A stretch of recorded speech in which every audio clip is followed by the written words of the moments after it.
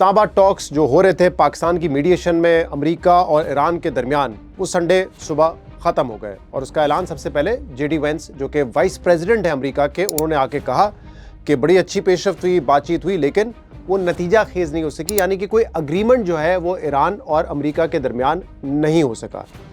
अब ये जो पूरा 24 घंटे का सिलसिला था जिसमें इरानियंस, अमेरिकन, पाकिस्तान आए, फिर एक पूरा डायलॉग का प्रोसेस शुरू हुआ।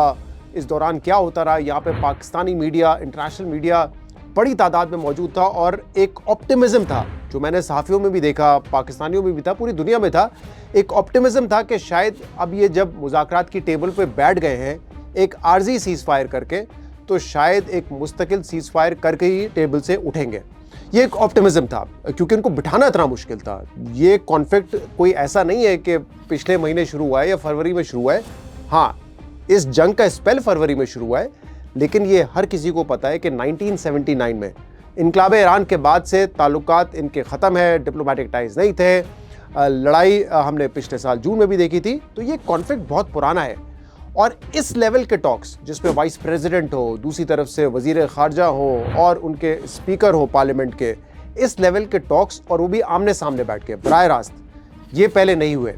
ओमान ने की सालिसी, उसमें भी इनडायरेक्ट टॉक्स थे और इस सतह पे नहीं हुए थे, इस लेवल पे नहीं हुए थे कि अमेरिका से वाइस प्रेसिडेंट भी हो। तो 1979 के बाद ये पहला मौका था कि आपस में साथ बैठे थे, इसलिए एक ऑप्टिमिज्म था कि शायद कोई ना कोई ब्रेक थ्रू हो जाएगा। और जितनी इतलात भी आ रही थी, वैसे तो मैं आपको बताऊं, ये मीटिंग्स इतनी ज़्यादा क्लोज डोर थी कि जिस दौरान ट्राई पार्टी बातचीत चल रही हो, यानी कि जिसमें पाकिस्तान मीडिएशन करवा रहा हो और दोनों साथ बैठे हुए हों, या पाकिस्तान इंडिविजुअली अलग अलग बात कर रहा हो ईरान से और अमेरिका से, उसकी कोई खबर किसी को नहीं पता थी। उस वक्त जो कुछ हो रहा था वो प्योर स्पेकुलेशन थी।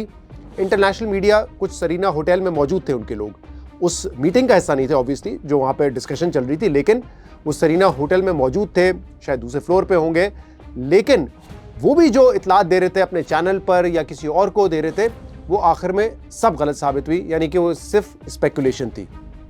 तो उस वक्त खबर किसी के पास नहीं आ रही थी, बट एक सेंस ऑफ ऑप्टिमिज्म था कि शायद कुछ हो जाए। लेकिन अगर रियलिस्टिकली देखा जाए, ये मुमकिन नहीं है कि इतने सालों बाद दो ऐसे फरीक साथ बैठे हैं जिसमें बदएतमादी इतनी ज़्यादा हो। ईरान कहता हो कि जब भी आप बात करते हो हमसे, गुफ्तगू के दौरान हमला कर देते हो। इसके अलावा अमेरिका का एक खदशा कि नहीं, आप न्यूक्लियर बॉम्ब बना लेंगे, आपकी वजह से इसराइल को खतरा है जो कि हमारा इत्तेहादी है, खलीजी ममालिक को खतरा है। तो ये ट्रस्ट डेफिसिट बहुत ज़्यादा था। तो रियलिस्टिकली अगर आप देखें, शायद ये मुमकिन नहीं था कि एक सिटिंग में इन मुज़ाकरात का कोई नतीजा निकल आता।